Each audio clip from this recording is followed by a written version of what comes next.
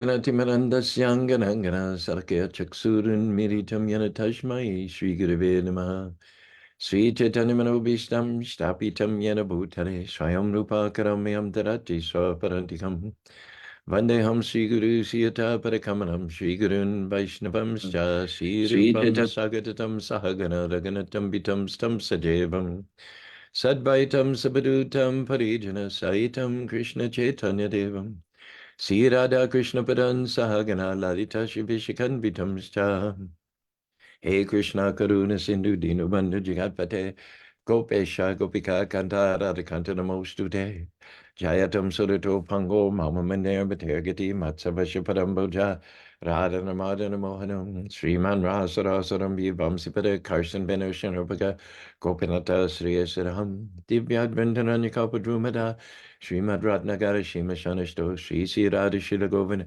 Prasthadabhihi Seva Manushmarami Namo Brahmanya Devaya Go Brahmanya Taya Cha Jagaritaya Krishnaya Govinaya Namo Namaha Mangalam Bhagavan Vishnu Mangaram Gupta Mangaram Paride Kaksho Mangarayatanovari Om Narayanaya Vidmahi Vasudevaya Dimahi Tano Vishnu Prachodhyate Om Mahadevi Chibidmahi Vishnu Padnich Dimahi Tano Lakshmi Prachodhyate Mahalakshmi Namastubhyam Sare Sri Hari Priya Namastibhyam Namastibhyam Tapti Kanchana Gonagir Hari Vindavaneshwari Vishavanu Sute Devi Pranamani Hari Priya Shri Chaitanya Manovishtam Stapitam Yena Bhutare Swayam Rupakaramyam Dhanati Swaparantikam Hare Krishna Krishna Krishna Hari Hari Hari Rama Rama Rama Hari Hari. I don't know how many weeks it's been. I went to Calgary for Festival of Colors. I went to Texas for a Festival of Life. I went to Miami for a Festival of Colors. Then we had our own Ogden Festival 3 weeks ago, Salt Lake City Festival 2 weeks ago. Big successes. Ogden had a record crowd of 1,500 people. Rob was there. Rob was at both events. Salt Lake City had a record crowd of 3,000 people as well. So now the dust literally has settled from those two. We'll spend some time here. We do have Toronto Rath Yatra coming up in the beginning of July. I was supposed to have gone to Boston this weekend, but some or other the communications ceased and desisted. So I have a couple of emails that were unanswered. I'm not sure what's going on that end. Behavior's a little contradictory. First they invited me and then they didn't answer my emails. So something weird's going on, but in any case, probably in all likelihood not going to Boston this weekend. So we are somewhere around 110 episodes into the story of Gajendra. Oh, and speaking of that, yesterday I was inspired to do a second song about Gajendra. The first song is more about the plot and the narrative, but there are 28 prayers that Gajendra gave, which he had recalled from his past life. And uh, any sort of explanation for Gajendra is going to be incomplete. Just telling the story, the real core, the real takeaway from Gajendra's story of the prayers that he recalled from previous life. So this is a second Gajendra song, which focuses on that prayerful mood of Gajendra and the fact that in that life and death situation, he was able to, the memories of his previous life and his previous devotional activities resurfaced after a long hiatus. So here it is. I haven't memorized it. I've got it written down. I'll share it with you from my phone here. This is the second Gajendra song. Let's do the first one first, okay? Gajendra, king of elephants, was sporting in the heavenly planets, courting his wives on Lotus-filled lake, cavorting in the water. He snorted some honey with his trunk, and he's quite drunk. Crocodile latched onto his leg with its jaw, and though he trampled and stampeded, he couldn't get the croc to withdraw. In this tug of war, Gajendra was losing the fight to stay upright, being dragged further from the shore, nagged by the reptile. His strength was flagging day by day. Lacking the backing of the other pachyderms, Gajendra was alone in this danger zone.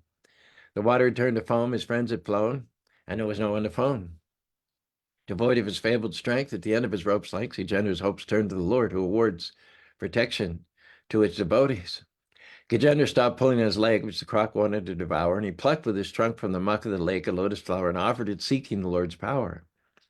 Krishna, the root of creation, the fruit of the Vedas, the absolute truth that plays upon your flute, the ever-existing youth. Your lotus feet are adored by Lord Brahma, and Shiva will not leave you, not even for a beat.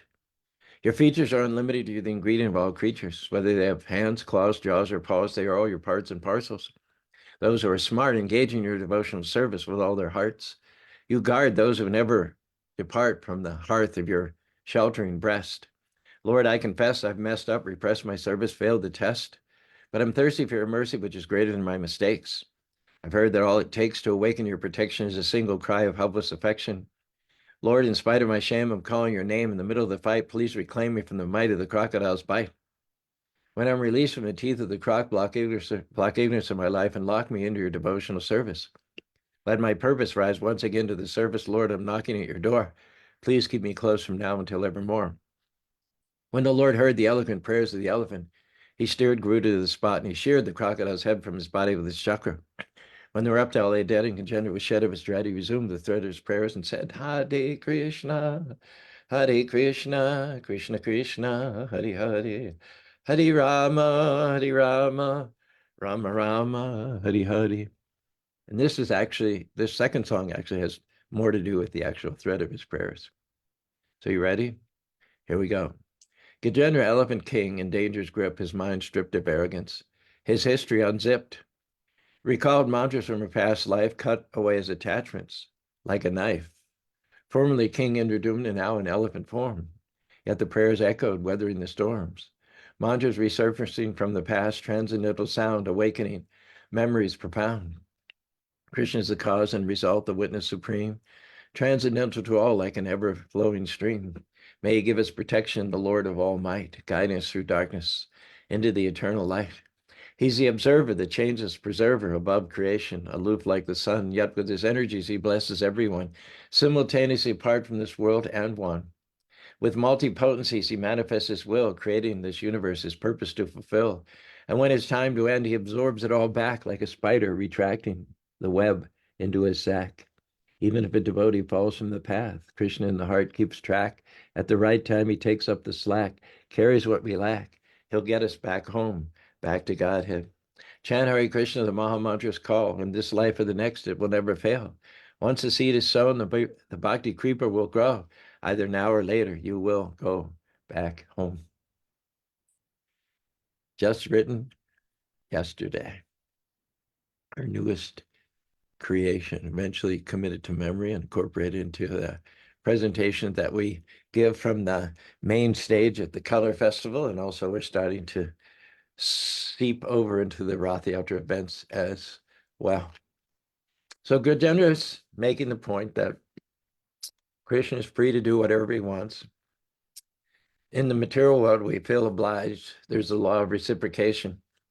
Actually, there's a book about influencing, famous best-selling book, something to do about influencing the title. I read the chapter on the Hare Krishnas. He illustrated the law of reciprocity by citing the Hare Krishnas. And I experienced this myself for years in Australia, where I joined the Krishna Conscious Movement. I would hold the book, or I would hold the magazine. I would open it. I would show it to people. And then I would ask them to take it and give a donation. My success was very limited. Everything changed. Everything completely changed, shifted. When I think it was Tripurari and Rameshwar did a cassette tape where Tripurari explained, laid it all out, how he was distributing 5, 6, 7 times more books than anyone else. And very simple point he made right off the bat was put the book in the person's hands. Give them the book. Make them a gift. What this does is invokes the sense of reciprocity. People have a natural reflex that when you're given something, you tend to want to reciprocate. Not everyone, but it is a natural reflex. And if you're not going to reciprocate, you have to consciously tramp it down, and then you feel bad all day long. So in order to avoid feeling bad all day long, you just give something. just give something. A devotee just says, leave what you can. Leave what you can. This was one of the chapters in this all-time best-selling self-help book about influence. He talked about how the Hare Krishnas put the book in the person's hand. Brent's in India right now leading a studies abroad program, but he's really into book distribution, as well as Marcita and Stephanie. They attended all of our festivals here and set up a book table and had good success. But I say to Brent, put the book in people's hands, put the book in people's hands. I think he's doing that. Not positive, but I think he's doing that. So Gajendra is saying to the Supreme Personality of God, you're completely free to do whatever you want. Krishna is not obliged. Krishna is not impelled particularly, or at least not in the same way we are, by the principle of reciprocity. Of course, Krishna says, he originally enunciates a principle in the Bhagavad Gita 4:11, Yeyatam mam prapadyate tam center, but mamavardam manusha partis, as they surrender unto me, I reward accordingly. But the difference between reciprocity in this material world and the reciprocity Krishna is referring to is Krishna doesn't need anything from us. Generally speaking, if someone gives us something material, we feel we have to give them something material back. Krishna has no need of anything material. Has nothing to do with this material world. Even what to speak of Krishna, even for detached, elevated sages like Rishabh and others, the greatest opulences, the gold and jewels and gems and influence and power and followers and beautiful women that people fight wars over are seen as no more than garbage. What to speak of the Supreme Lord? So you can't bribe him. You can't influence him by giving him something material, wealth, fame, beautiful. Your donations, your tithing, your attendance record, the number of verses you know, none of that in and of itself obliges the Lord to reciprocate with you. It is only to the degree that behind those activities or interwoven amongst those activities is genuine love and devotion. Nothing material can sway the Lord one way or another. He's detached. He's not envious of those who dislike him. He's not partial to those who like him. At the same time, a father can be impartial. He can be, say, a high court judge, sits up on the bench all day long, and he judges each case on its merits. He's not biased towards anyone nor against anyone.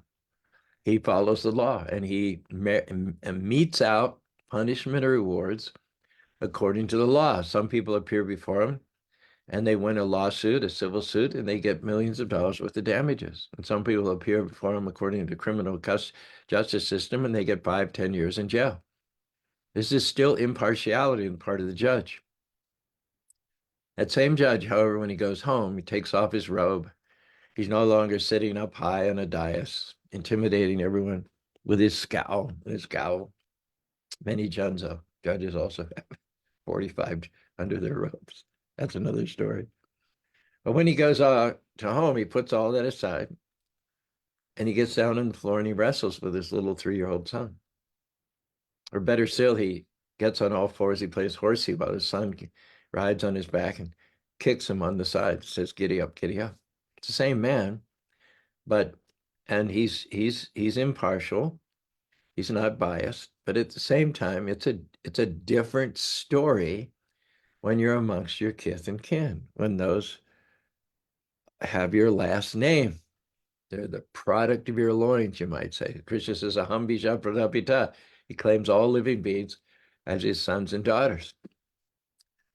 But what was it, when your father's birthday came around, weren't you perplexed as to what to give him? He had everything. In fact, whatever you had came from him. If you were to give him anything, it would really have come from him originally. So in one sense, there's no way you can give your father something impressive for his birthday. You're only using the money that he gave you and bringing it full circle. But it is not the thing itself, but is the feeling. It is the love. It is the mood. That when you wrap it up, you put a bow on it, you purchase a card, and you with feeling celebrate your father's birthday with feeling, with gratitude, with appreciation, with love. Your father melts. Doesn't matter what you gave him. You might have given him a new car. You might have given him a 25-cent ceramic. I remember my dad got his degree. He went to University of Pittsburgh for a few years, and then his education was interrupted for about 50 years. And he went back in his 70s and got his BA at the University of Pittsburgh. But University of Pittsburgh was the school that he was a fan of. He would watch the Pittsburgh Panthers or whatever they're called in football and baseball. If he was sitting in front of the television for hours, you knew it was something to do with Pitt. So I was a kid, maybe 10 years old, and I didn't know what to give my dad. He gave me like $2 a week allowance, for making my bed and what have you. So, I mean, what could I give dad for $2 a week's allowance or even a month's allowance? But summer I found in a little curiosity store for 25 cents a ceramic panther, a ceramic panther. I thought, okay, this is the best I can do, 25-cent piece of clay. I give it to him, and he really liked it. He really liked it because I'd taken a little time, I'd meditated, I'd thought about what would be suitable, and I was lucky enough to find something that intersected with his interests. And it was a success. It was a big success. All I needed was 25 cents, and that 25 cents came from him, my father. So similarly, Pajam Pusham Palam Tem Yomi Bhakti Prajai. Krishna's not asking for a big financial expenditure. He's not going to be impressed by the value of what you give him. He's not getting impressed by the money that you spend. Just if it's offered in devotion, Pajam Pusham Palam Yomi Bhakti Pradajati. Bhakti. That's what he tastes. That's what he tastes. That's what he enjoys. That's what he relishes. And you can make an offering to Krishna anytime. There's no bar. There's nothing stopping you. Even if you're a poor man, you don't have any material item. You don't have a flour. You don't have rice. You have your tongue, and you can recite prayers. You can open the Bhagavatam, open the Bhagavad Gita, repeat the prayers of Arjuna, repeat the prayers of Parikshit, repeat the prayers of Sukadeva Goswami or Narada Muni, Lord Brahma, Lord Shiva.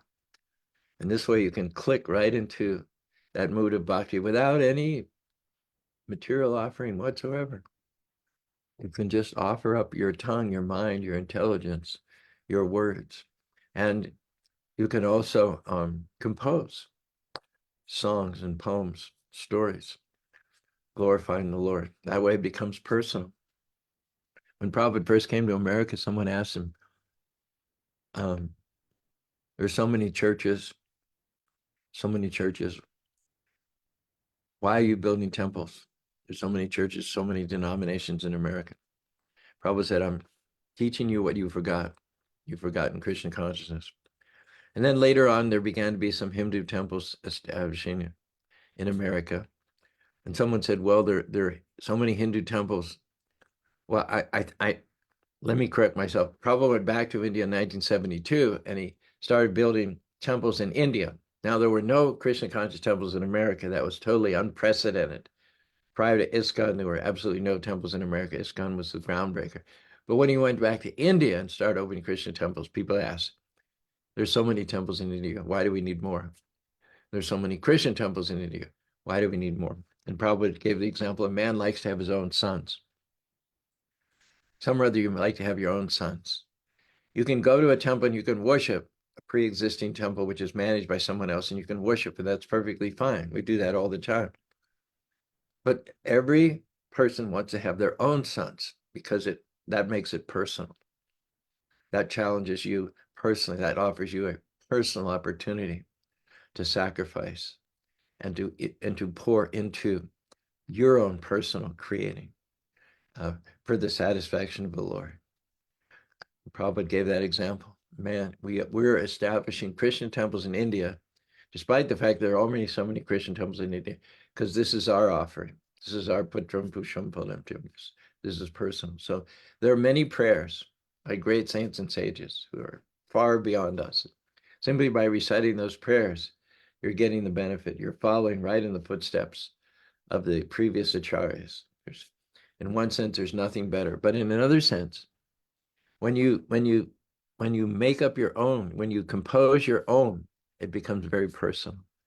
And some other it sticks more, it becomes more deeply embedded. This is my personal offering.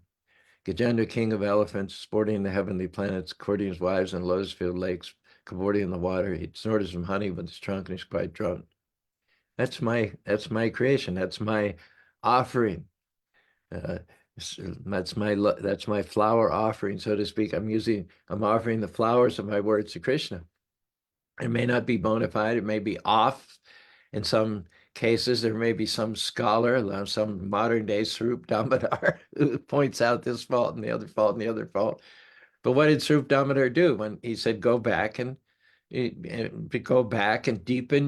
your sadhana, improve the quality, and try again? He didn't discourage anybody from attempting to make a literary or verbal or poetic or a song offering to the Lord. He simply encouraged them to rise to a higher standard of purity and focus. So, and Prabhupada also mentioned that one of the symptoms of people who are advancing in spiritual life is they write. Automatically, they write. They write lots and lots of books. They write lots of stories. They write lots of poems. They compose. Krishna is the ultimate creative artist. He's the ultimate artist. I was sitting with Govinda Dev on Saturday night in the Salt Lake City temple after the program, and we were just chatting. And he pulled up from his phone these pictures of exotic birds. He showed it to me because he noticed that I had liked it, that I had hit like, and it was in connection with our conversation about the color festivals in Salt Lake City and Ogden. He'd been away doing some family stuff, so he wanted an update. But we went through one bird after another. I thought we had pretty birds here with Pedro, our blue and gold macaw, and Oscar, the scarlet macaw. We've got Radha, the military macaw, and their plumage is awesome. But these birds were unbelievable. The the colors, the formations. It's like, it was obvious they were photos. They weren't just photoshopped. They were actually snaps.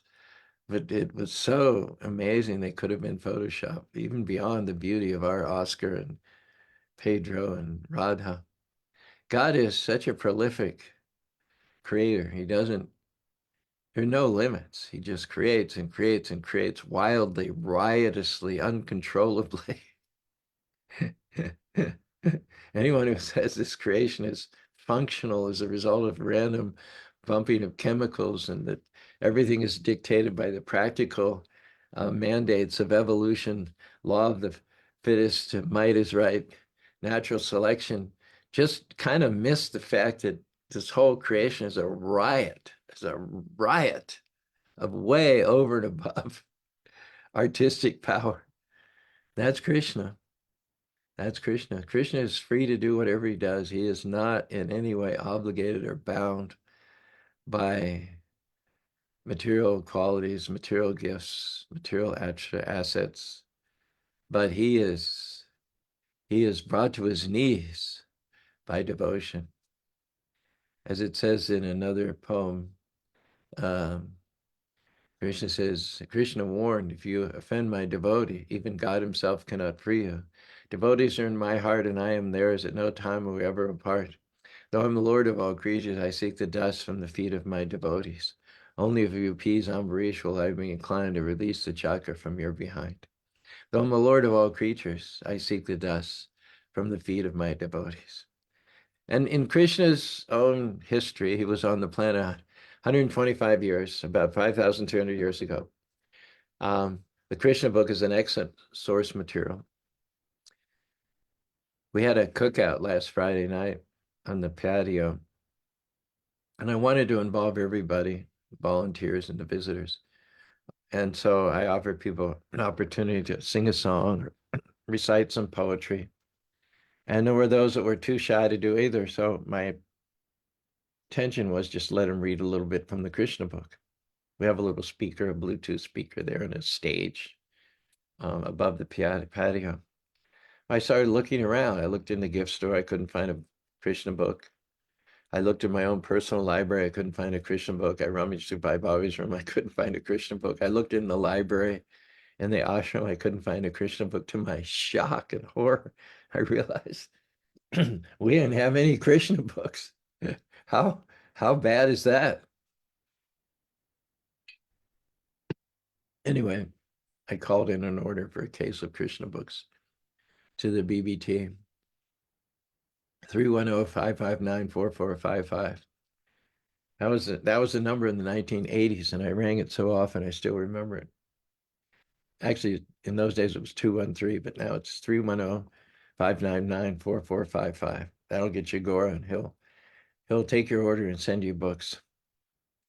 So if you read the Krishna book, Krishna defies all the expectations and the cultural mores. He does whatever he wants. He's free to do whatever he wants because he's God.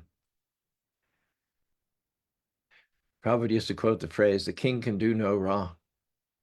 No one can criticize Caesar. No matter what Caesar does, no one can criticize him. Why? Why can't anyone criticize Caesar? Because he's Caesar. He's Caesar. So why can't you, Krishna had 16,100 wives. So why do you become sinful, envious, condemned when you criticize Krishna for having 16,000 wives? If you read in a newspaper about some Mormon who established a polygamy community and finally got prosecuted for including among his wives underage girls and so on and so forth, well, that's a good thing. You go after these guys who married underage girls and have multiple wives and they exploit their wives. If you expose them and prosecute them, that's a good thing. Well, why is it that when Krishna has 16,108 wives and you say something negative about that, you become condemned? Krishna doesn't become condemned. Because he's God. And one of the features of God is that he's free to do whatever he wants. You can't question God. I like this question that Amarendra throws out every once in a while. He asks his audience, he says, what's the one thing the sun can't do?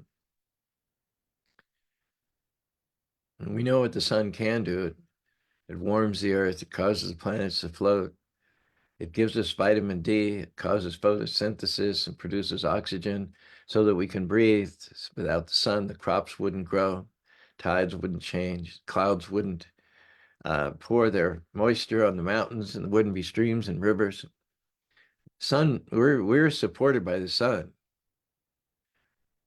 Sun is as foundational as anything in this material creation. Without sun, we wouldn't exist for half an hour or so. But there is one thing the sun can't do, and that is to create darkness. There's one thing that Krishna or God can't do, and that is do wrong. He cannot do wrong. Yeah, he married 16,100, and that is the emblem of morality. That is high, high, high morality. And if you criticize him for that, you're swimming in an ocean of ignorance. And why is that? Because everybody is Krishna's wife. The nuns in Christianity, for hundreds and hundreds of years, tens of thousands of nuns have styled themselves as the brides of Christ. They've given up everything material, and they've wedded, so to speak, the supreme Jesus Christ, the Lord. No one says anything about that. No one criticizes that. You criticize Krishna for having 16,000 winners, you become condemned. You're swimming in an ocean of ignorance. because Krishna is in the heart of every living being. The story is that these 16,000 queens were kidnapped by Bhaumasura. They were held captive. Krishna liberated them. And from a cultural point of view, once they'd been abducted and retained in the home of another man, their normal fiancés would not take them back. The Stockholm syndrome, it's inevitable that one, at least normal people, would become attached to their hostage, their captors. And so their chastity was in question once they, due to unfortunate circumstances, been abducted and retained for some period of time in another man's house. So they had no husbands or fiancés or even families to go back to. So Krishna accepted them as his wives to save them. But another point is, perhaps definitely more importantly, is that they didn't want to go back. They were happy. They were happy not to have husbands, families to go back to. And now they were face to face with Krishna and they didn't have options from a domestic point of view. So they told Krishna what they really wanted to do, what was really on their minds. They wanted Krishna to accept them as his wives. And then Krishna playing the role, playing coquettish, he said, I'm just one guy. If I accept you all as my wives, then will not people condemn me? And they said, no, because you're in everyone's heart. You're in everyone's heart. And you tell that if living beings surrender unto you, you will take care of them. You will provide for them, just like a loving husband and father provides for his wife and his family. This is your promise. As they surrender unto me, I reward them accordingly. So the gopis caught Krishna in his own words. They reminded him of his own promises. And then Krishna said, okay. And Prabhupada says, why 16,000? Why not 16 million? 16 billion. We should all be so lucky as to be kidnapped and not have any means to get back into society's graces and be standing before the Lord and refuse to leave the shelter of his lotus feet. If we do that, we exhibit that fixity, that determination, if we're that much of stalwarts, Krishna will accept us as he accepted the 16,108 wives.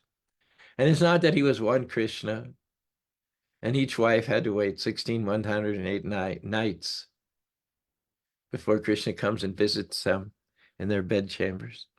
Krishna's God, so another feature, another perk of being God is you can expand yourself as many times as you want. And each expansion is free and independent to do different things. When Narada Muni visited Krishna in Dwarka, he went from one palace to another and he saw that Krishna was with each queen. Each queen thought that Krishna is with me and me alone. In tongue-in-cheek, Narada said, each wife thought that Krishna is my own henpecked husband. They were unaware that Krishna was simultaneously with each and every wife. Each and every wife felt that Krishna is mine and mine alone. And he was doing something different in each case. Sometimes he was sitting and talking with his wife. Sometimes he was playing a game with his wife. Sometimes he was drying the dishes in the kitchen.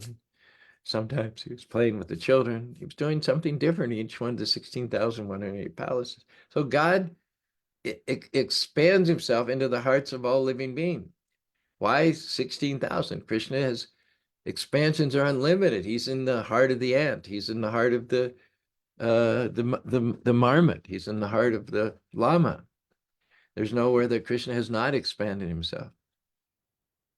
He's free to do whatever he wants. That's a characteristic. Now, if you read about Krishna's other incarnation, Ram, that's different. Ram incarnates as a man. Krishna incarnates as God. The difference between God and man is that God does what he wants. Man has to follow the rules. If man tries to imitate the things that God does, it is said over and over again, he drinks the worst poison. Krishna called the gopis in the middle of the night away from their families, out of their beds, apart from their children and their husbands. He drew them into the night on the full moon of the Shrat season by the playing of his flute, and they danced all night long. They danced. The duration of the night of Krishna's Rasa Lila was the day of Lord Brahma, 4,300,000 years times 1,000. Krishna can do that. He can call women from their husbands and wives in the middle of the night to dance. And it's the greatest morality. But we can't do that. There are classes of men who imitate Krishna and they go to Vrindavan and they spend time in the dark of night with unmarried girls, or worse yet, married girls. And they think that they're Krishna. They're imitating Krishna. This is the worst profligacy. It's a debaucheeism. What Krishna does, we cannot imitate. As I said, the sun cannot create darkness. So Krishna cannot do anything which is illegitimate. Whatever he does is the highest good, the highest virtue. Ram, on the other hand, because he's Krishna appearing as a man, you know the story. Ravana had a boon that he couldn't be killed by any gods. He neglected to get a boon that he couldn't be killed by man because he considered man was too insignificant. He didn't see how any man could be a challenge to his power, only the demigods. So he covered himself with the demigods.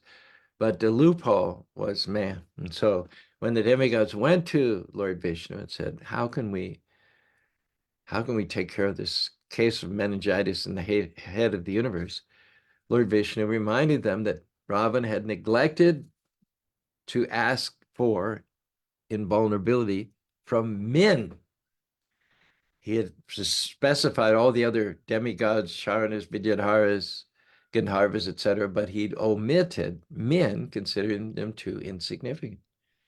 So the Lord said, I will appear, I will incarnate, I will descend as a man. That was Lord Ram. Ram is Krishna. He's the full Godhead. There's a section of the spiritual world where Ram lives, but in his incarnation, he voluntarily restricts himself to comport himself and conduct himself as a man. And that means where Krishna often exhibits supernatural potencies. For instance, Krishna single-handedly defeated an entire army of Salva at the gates of Dwarka. He went out with a few yadus and destroyed an army of millions of people. Extraordinary, supernatural. Who does that? On the other hand, Ram dealt with his challenges, his betrayals, his reversals, the abduction of his wife in a more plodding way, in a more time-consuming way, in a less spectacular way, a more natural rather than supernatural. There are a few instances where Ram's divinity comes forward. He did defeat 14,000 soldiers single-handedly. That was a glimpse. He did make rocks float in order to build the 700-mile bridge to Setubandha. That was a glimpse of his divinity. And he did shoot an arrow through 7 palm trees, which was a glance of his divinity. So it's there, but it's not in your face like Krishna. Krishna is almost daring you. Criticize me. Yeah. Try and chip away at me. Blind unbelief is sure to err and scan his work in vain. God is his own interpreter, and he will make it plain. The Lord moves in mysterious ways, his wonders to perform. He plants his footstep on the sea and rides upon the storm. Deep and unfathomable minds of never-failing skill, he treasures up his bright designs and works his never-failing will. You fearful saints, first courage take. The clouds you so much dread are full of mercy and will break in blessings on your head. Judge not the Lord by feeble sense, but trust him for his grace. Behind a providing providence, he hides a smiling face. His purposes will ripen fast, unfolding every hour. The bud may have a bitter taste, but sweet will be the flower. Blind unbelief is sure to err and scan his work in vain. God is his own interpreter, and he will make it plain. Bottom line, what's the difference in Krishna and Rama? Rama follows everything very strictly. We can imitate Ram in just about every aspect of his life. Whatever Ram did, we can do, and we will become godly and godlike and demigods, and we'll go back to Godhead by following the example of Ram. If we take the same approach to Krishna, we go to hell. We can't. We can follow what Krishna says. We can follow Krishna's instructions in the Bhagavad Gita, but we cannot follow Krishna's actions. Krishna takes conventionality. He takes cultural guidelines and moras and mundane legislation, and he rolls it into a ball and he kicks it He kicks it far away. He does whatever he wants. There are no rules for Krishna. Dharma tu Krishna makes his own rules. Dharma tu shakshat bhagavatam navaividurisha nisidamara kutisnabididarachara. Dharma is defined as the will of the Lord, whatever that may be. People talk about the law of gravity, the law of thermodynamics. All we mean when we say as the laws that has been observed with unerring consistency over all of human history. So because of its consistency, we call it a law. But really, it's just the will of the Lord. The will of the Lord is consistent. Through the will of the Lord, sun rises and sets exactly according to schedule. The seasons change. The planets travel at thousands of miles an hour without colliding with one another. All of this consistency is reflective of the will of the Lord. So when you say a law, you try to make it impersonal, as if things are just happening on their own, but nothing happens on their own. There are cars going to and fro in the freeway. There are drivers in the car. There are engineers that made the car. There are people that have built the roads. There are legislatures that have decreed that you drive on the right and not the left side of the road. Why, in fact, do we drive on the right? What's the difference? Right side, left side, someone might say. Well, if I feel like driving on the left side, why shouldn't I drive on the left side? The reason you shouldn't drive on the left side is because the government has made it a crime to drive on the left side. The government is authorized to drive on the right side. Government has said it's a crime to drive on the left side. Someone says, in spite of all that, well, why should I? Why? Because the government is the authority. When the authority decrees something, even though according to you it might be random, because it's decreed by the authorities, you had better follow. You ignore that at your own risks. You will have a very, very miserable future if you decide that your authority or your whim can confront or challenge the authority of the greatest bodies. Similarly, the reason that the planets travel, the seasons change, the sun and moon rise is because of the will of God, of the will of God. The will of God is good. Without the will of God, there'd be chaos, there'd be mayhem. So religion means laws, and laws mean what the Supreme Lord has determined. Dharma tu shakshat bhagavad, because he is the greatest authority. Whatever he wants becomes established as an automatic fact.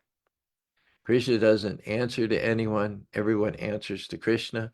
Krishna doesn't come from anyone. Ajo pishana vyadma bhutana mishra prakriti pshamada sambhava maya.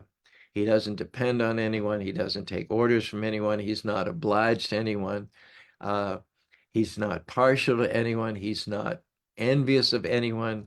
He's situated in a neutral position. And yet, having said that, for those who surrender unto him, for those who love him, for those who trust him, for those who unquestionably follow him as the greatest good, the definition of good, the personification of good, Krishna himself, who is the unconquerable Lord, becomes conquered by and surrenders to the lotus feet of his faithful devotees. Hare Krishna, Hare Krishna, Krishna Krishna, Hare Hare, Hare Rama, Hare Rama, Rama Rama, Hare Hare. Thanks for your attention. We're back. Rob, are you with us? Do you have any little quips or takeaways you'd like to share with us?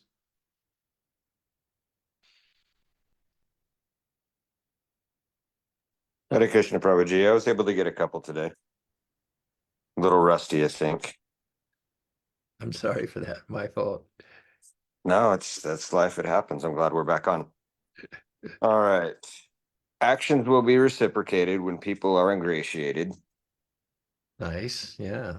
Yeah. But Krishna is content when we act with loving intent. That's exactly the point. Nail in the head. Haribol. Haribol. I have to apologize to you. Also, I left your name out originally in the list of volunteers for the Festival of Colors, and then I recalled I saw you there in an apron. So we made up for it in subsequent posts. We put your name in there, but didn't want to seem speaking of ingratiation, I didn't want to seem ungrateful. Not at all, Prabhuji. That's not why I do it, so it's no problem. I don't always get around too much. I'm kind of stuck at the stage. So I think I poked my head in the food cart twice during the day. Uh, so sorry for any oversights, but really, really appreciate your having come, put on an apron, and helped us. It was a big endeavor, a record crowd, and to feed them was certainly no small task, but it was done. It was done. Everyone seemed to have a good time. The only thing that we should have done that we didn't do was we should have warned people more about not parking in Rancho Market. Yeah, we kind of dropped the ball in that. There were a number of people that got towed. One lady complained. She said it cost her $389 to get her car back. I mean, people should know not to park in Rancho Market. They should know that. But still, we would have done better to have reminded them a little bit more frequently. Other than that, it was a huge success. We're still floating from the after effects of both Ogden. You were in Ogden too. I recall seeing you there in Ogden as well. So you know what I'm talking about. And we've gone where we've never gone before with new attendance records, both in Ogden and Salt Lake City. So thanks very much. We're back. Feels good to be in the swing again. Feels good to get the feedback from Rob. Bye, Bobby's. Not too many people join on Facebook Live, which is perfectly understandable. Bye, Bobby's there. My faithful, my faithful better half for the last 50 years. So that's it. We'll conclude for today and return tomorrow for Transcendental Tuesday. Hare Krishna, Hare Krishna, Krishna Krishna, Hare Hare, Hare Rama, Rama Rama, Hare Hare.